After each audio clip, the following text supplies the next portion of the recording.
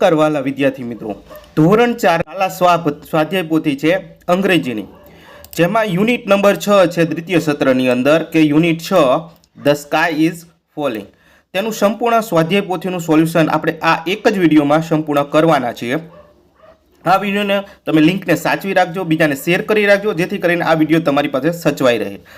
વિદ્યાર્થી મિત્રો, આનું સંપૂર્ણ આપણે વિદ્યાર્થી મિત્રો સોલ્યુશન જોવાના છે, જેની અંદર કંઈ પણ આપણે બાકી રાખવાના નથી. તો ચાલો વિદ્યાર્થી મિત્રો સોલ્યુશન શરૂ કરીએ, જેની અંદર ખાસ કરીને સ્કાય ઇઝ ફોલિંગ. તો અહીંયા પહેલાં કાવ્ય છે, કાવ્યના આધારે આ આપણે જવાબ લખવાના છે. તો તેની અંદર ખાલી જગ્યા છે ધોરણ 4ની અંદર ગાલા સ્વાધ્યાય પોથી STD4, બરાબર. આ ગાલા સ્વાધ્યાય પોથીનો આપણે પહેલો પ્રશ્ન છે કે આપેલ શબ્દના પ્રાસવાળા શબ્દો કવિતામાંથી શોધીને લખવાના છે, જેમાં પ્રાસ થતો હોય. તો રન તો ફન, ફ્લાય આવશે તો ટ્રાય આવશે, કુક તો બુક, અને શાઉટ તો આઉટ, ક્લેપ તો ટેપ, અને હોપ તો ટોપ, અને ટેક તો કેર, અને જે છે તો બોલ તો વોલ. તો આ રીતના થશે. ત્યારબાદનો બીજો પ્રશ્ન છે, જેમાં કવિતા વાંચીને આપેલા શબ્દોનું અંગ્રેજી લખવાનું છે. તો પહેલાં શું છે, કવિતા વાંચવાની છે અને તેના અંગ્રેજી શબ્દો લખવાના છે. આ તમને વિડીયો છે રેફરન્સ તરીકે છે મિત્રો, જેની અંદર તમારી કોઈ ભૂલ હોય તો તમે સુધારી શકો. બીજું છે કે અહીંયા જો પહેલું છે કે દિવાલ, તો આપણે દિવાલનું શું કરવાનું છે, અંગ્રેજી કરવાનું છે. તો દિવાલ તો વોલ થશે. બીજું લેવું તો ટેક થશે, મજા એટલે ફન થશે, અને જે રાંધવું તો કુક થશે, અને અડવું તો ટચ થશે. ઓકે મિત્રો, ચાલો નેક્સ્ટ ક્વેશ્ચન છે ત્રીજો. તો ત્રીજો ક્વેશ્ચનની અંદર જે આપેલા શબ્દો અંગ્રેજી વર્ણમાળા એટલે કે જે આપણે આલ્ફાબેટ ઓર્ડર પ્રમાણે એટલે કે ABCD પ્રમાણે લખવાના છે. તો આમાં પહેલાં તમારે શું કરવાનું, ABCD બોલતું જવાનું અને લખતું જવાનું. માનો કે પહેલાં એ વાળા છે તો ન, તો કે બી વાળા લખવાના. તો બી વાળા બે છે, તો કે પહેલામાં છે બોલ, બીજામાં આવશે બુક, બરાબર. ત્રીજું છે પછી સી વાળા એટલે કે કેક, બરાબર, અને પછી ડી વાળા એટલે ડાન્સ. ચોથામાં પછી જે વાળા આવશે એટલે જમ્પ, પછી ટી આવશે એટલે ટેપ, પછી ટી આવશે એટલે ટ્રાય આવશે, અને પછી વોક આવશે એટલે બરાબર W છેલ્લે આવે અમે એટલે વોક છેલ્લે આવશે. તો આવી રીતના લખવાના થશે. તો હવે પેજ નંબર 6 ઉપર જેની અંદર આપેલા વાક્યો કોણ બોલે છે, બરાબર, આપેલા વાક્યો કોણ વિદ્યાર્થી મિત્રો બોલે છે એના વિશે લખવાનું છે. તો પહેલા અહીંયા આપેલું છે ડિયર ફોક્સ, બરાબર. તો અહીંયા ડિયર ફોક્સ હવે for the here sky is falling. તો આ રેબિટ બોલે છે. કોણ બોલે છે? રેબિટ બોલે છે. ઓકે વિદ્યાર્થી મિત્રો, બીજું છે કે what where is sky falling, તો એમાં આવશે લાયન. એના પછી લેટ્સ રન અવે, એમાં આવશે ફોક્સ, અને વાય આર યુ રનિંગ, એમાં આવશે લાયન. ઓકે, ચાલો નેક્સ્ટ ક્વેશ્ચન છે બરાબર. કૌંસમાં આપેલા શબ્દોનો ઉપયોગ કરી ખાલી જગ્યા આપણે પૂરવાના છે. તો આ ખાલી જગ્યામાં ઉપર આપણને જવાબ આપેલા છે, ખાલી પૂરવાની છે. પહેલું છે એની અંદર આપણે રેબિટ લખીશું. બીજું છે રેબિટ વોઝ તો સ્લીપિંગ આવશે. ત્રીજાની અંદર આવશે લીફ. ચોથાની અંદર આવશે અફ્રેડ, બરાબર, અને પાંચમાની અંદર આવશે સ્કાય, અને છઠ્ઠાની અંદર આવશે લાયન. તો આ થયા આપણા જે ખાલી જગ્યાના જવાબ. ત્યારબાદ છે વિદ્યાર્થી મિત્રો આગળ જોઈએ તો પ્રશ્ન તમારે જે છે એ છે એમાં તમારે ચોકડી મારવાનું તમને કીધું છે. શું કીધું છે? ચોકડી મારવાનું. જે ખોટો શબ્દ છે, બરાબર, જે લાગુ નથી પડતો, તો પહેલાં આવશે હિન્દુઝ, આપણે એના ઉપર છે, એના ઉપર ચોકડી મારવાનું છે. ત્યારબાદ આવે થર્સડે બીજાની અંદર, એની અંદર ચોકડી મારવાની છે. ત્રીજામાં અહીંયા છે મંડે છે, એની અંદર ચોકડી મારવાની થશે. એના પછી લાસ્ટ ઉપર ચોકડી મારવાની થશે, અને હેવ ઉપર ચોકડી મારવાની થશે. તમે જોઈ શકો છો, બરાબર. આટલી જગ્યાએ તમારે ચોકડી મારવાની થશે એટલે આપણું વાક્ય છે એ સાચું બની જશે. ત્યારબાદ બી છે કે આપેલા વિકલ્પમાંથી વિકલ્પ શોધીને છે એ આપણે લખવાનો છે. તો વિદ્યાર્થી મિત્રો જે રીતના આપણે લખેલા છે તે રીતના આપણે લખી શકો કે વેન ડીડ ધ, બરાબર, હોઇસ્ટ the flag of the school. તો એમાં આવશે આપણે જે ફ્લેગ ફરકાવીએ છીએ તો ક્યારે, તો 15મી ઓગસ્ટે ફરકાવીએ છીએ. તો ઓપ્શન એ આપણો જવાબ રહેવાનો છે. બીજું છે કે when did the sister take rakhi to their brother, રાખડી છે, તો એની અંદર આવશે કે 11મી ઓગસ્ટ, બરાબર. ત્યારબાદ છે ત્રીજું છે ખાલી જગ્યા ફેસ્ટિવલ વોઝ સેલિબ્રેટ વેનસડે. જે આપણે કેલેન્ડરમાંથી જ આપણે આ બધા જવાબ શોધવાના છે, બરાબર, કેલેન્ડર ઉપરથી જ છે. તો આપણને જે આપેલું છે ગણેશ ચતુર્થી એટલે ઓપ્શન નંબર આવશે સી. અહીંયા તમારે ઓપ્શન સી આવશે. અને ચોથું છે મોહરમ બિટવીન ખાલી જગ્યા અને ખાલી જગ્યા, તો એની અંદર આવશે તમારે મંડે એન્ડ વેનસડે, બરાબર, મંડે એન્ડ વેનસડે, ઓપ્શન બી તમારે લખવાનો થશે. ત્યારબાદ પાંચમું છે નેશનલ ફેસ્ટિવલ ખાલી જગ્યા સેલિબ્રેટ ધીસ મંથ, તો એમાં ઇન્ડિપેન્ડન્સ ડે આવશે. શું આવશે? Independence day. તો અહીંયા આપણે ઇન્ડિપેન્ડન્સ ડે લખવાનો થશે. વિડીયો ગમે તો વિડીયોને લાઈક કરો અને ચેનલને સબસ્ક્રાઈબ કરો. ચાલો એના પછી પ્રશ્ન નંબર 7 છે, જેમાં તમને સરસ મજાનું છે દરિયા કિનારાનું એક સરસ મજાનું ચિત્ર આપેલું છે, બરાબર. તો એના વિશે આપણે લખવાનું છે. તો અહીંયા તમે જોઈ શકો છો આપણે બધું જ આ વાક્ય લખેલું છે. તમે આને છે વિડીયો પોઝ કરી અને શાંતિથી તમારે જે કંઈ લખવાનું બાકી હોય તો તમે લખી શકો છો.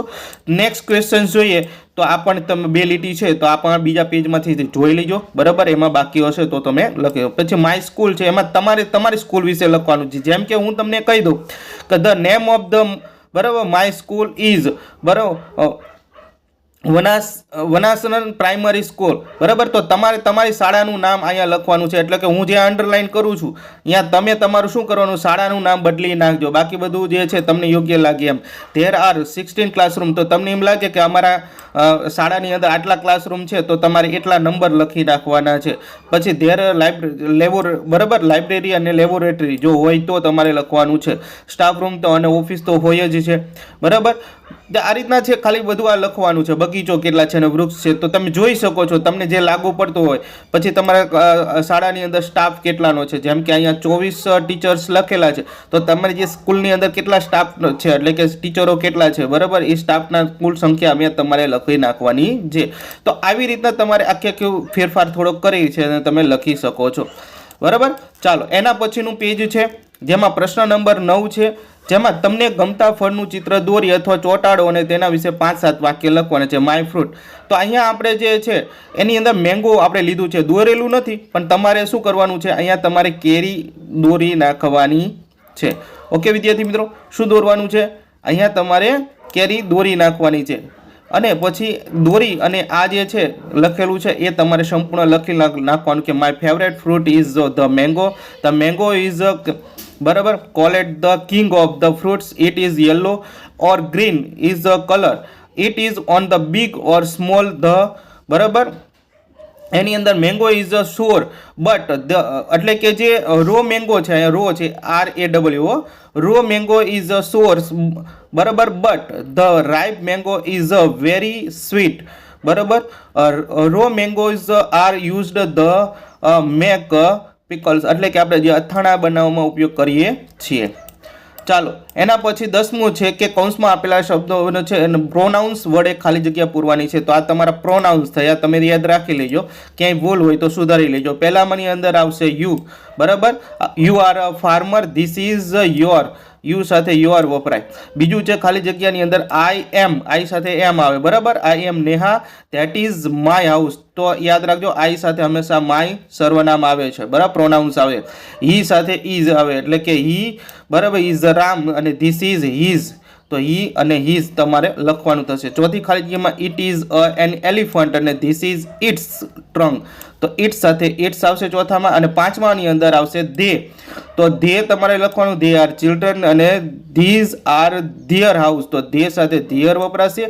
અને સી ઇઝ ટીના, બરાબર, અને સી સાથે હર આવશે, હર પેન્સિલ, તે ટીના છે, બરાબર, અને તે તેની પેન્સિલ છે. તો આવી રીતના છે અહીંયા જે લખેલા છે એ પ્રમાણે પરફેક્ટ તમારે લખવાના થશે. ચાલો એના પછી છે 11મો પ્રશ્ન છે, જે કૌંસમાં આપેલા શબ્દોનો ઉપયોગ કરી અને ખાલી જગ્યા પૂરવાની છે. જો વિદ્યાર્થી મિત્રો આ ખાલી જગ્યા છે આ પણ એવી જ રીતના સેમ ટુ સેમ પૂરવાની છે. તો આ 2 ઓપ્શનમાંથી તમારે એક ઓપ્શન પસંદ કરવાનું છે, એમ માય ને યોર માંથી તમારે પસંદ કરવાનું છે, બરાબર. તો પહેલામાં ખાલી જગ્યામાં આવશે you are farmer, this is your. હમણાં આપણે ઉપરની ખાલી જગ્યા પૂરી સેમ ટુ સેમ એવા જ પ્રકારની છે. અને કેન વી યુ, બરાબર, અહીંયા પણ યુ આવશે, યુ, યોર અને યુ. બીજી ખાલી જગ્યાની અંદર વાત કરીએ, બીજાની અંદર એમાં પણ 3 ખાલી જગ્યા છે. તો પહેલામાં પણ ઈટ આવશે, બીજામાં ઈટ્સ આવશે અને ત્રીજામાં પણ ઈટ આવશે. ત્રીજી ખાલી જગ્યાની વાત કરીએ તો ત્રીજી ખાલી જગ્યામાં પહેલામાં વી આવશે, બીજાની અંદર એમાં અવર આવશે અને એની ખાલી જગ્યા જે ત્રીજી છે એમાં અઝ આવશે. પછી ચોથી ખાલી જગ્યા છે એમાં યુ આવશે, પછી એના પછી બીજી ખાલી જગ્યા છે એમાં યોર આવશે અને આની અંદર પાછું યુ આવશે. પાંચમી ખાલી જગ્યાની વાત કરીએ તો આમાં શી આવશે, પછી હર આવશે અને પાછું હર આવશે, બરાબર, ધ્યાન રાખજો. તો આ 5 થઈ અને છેલ્લી જે લાસ્ટ છે એની વાત કરીએ. તો છેલ્લી ખાલી જગ્યાની અંદર વિદ્યાર્થી મિત્રો આની અંદર આઈ આપણે મૂકવાનું છે. આઈ સાથે માય વપરાય અને અહીંયા મી તમારે વાપરવાનું છે. ખાસ ધ્યાન રાખી અને લખજો. ઓકે, ચાલો, જેથી કરી ખાલી જગ્યા છે એ ખોટી ના પડે. પછી લિટલ લર્ન મોર, આની અંદર જે વાત કરવામાં આવી છે બરાબર, જેમ કે મેં ખાલી જગ્યા પૂરી છે, પણ તમારે છે અહીંયા તમારે બનાનાનું ચિત્ર દોરવાનું છે અને અહીંયા બનાના લખવાનું થશે. I grow the branch, I am yellow colour, I have a thick peel અને હુ આઈ એમ, આ ઉખાણા ટાઈપ છે બરાબર, તો એ છે બનાના. એના પછી છે આની અંદર તમારે શું કહો, I grow the tree, I am બરાબર રેડ કલર, હું લાલ રંગમાં હું છું. I am use the make jam, I am full vitamin A, who I am. તો આની અંદર આવશે એપલ્સ, તો અહીંયા તમારે લાલ કલરનું એપલ્સ દોરવાનું થશે. ચાલો, એના પછી ત્રીજા નંબરમાં છે I am a king of the fruits, I am a green and yellow colours, I use the make pickle અને હુ આઈ એમ.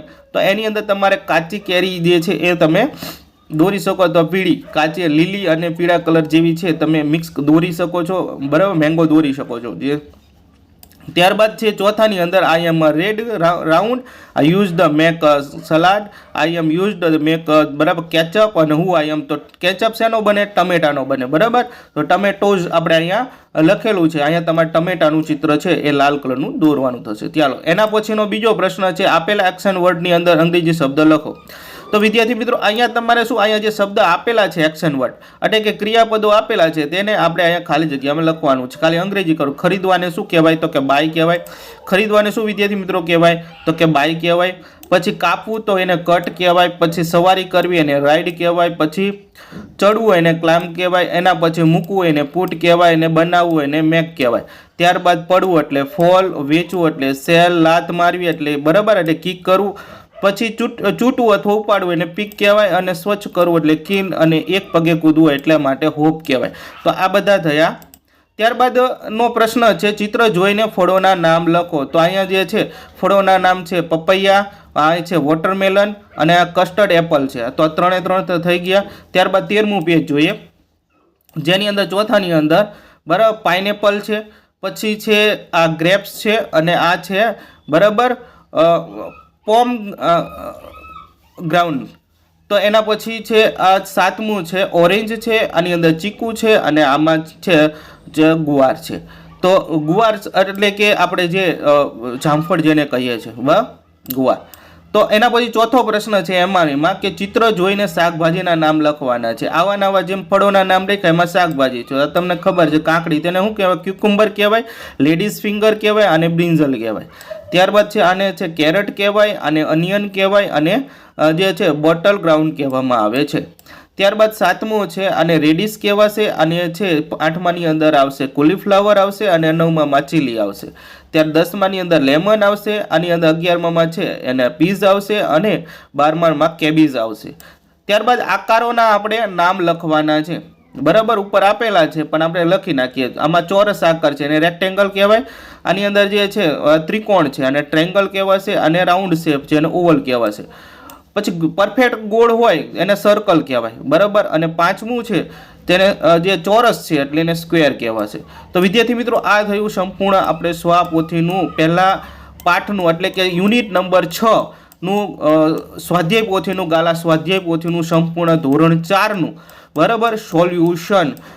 અને જે તમારે બાકી છે એ તમારે અહીંયાથી લખવાના છે વિદ્યાર્થી મિત્રો. તો આપને આશા રાખું છું આપણે તમારે ઇંગ્લિશની આ સ્ટાન્ડર્ડ 4ની જે ગાલા સ્વાધ્યાય પોથી હતી તેમને એ ઉપયોગી થઈ હશે. તો ફરી મળીશું બીજા વિડીયો સાથે, ત્યાં સુધી આવજો.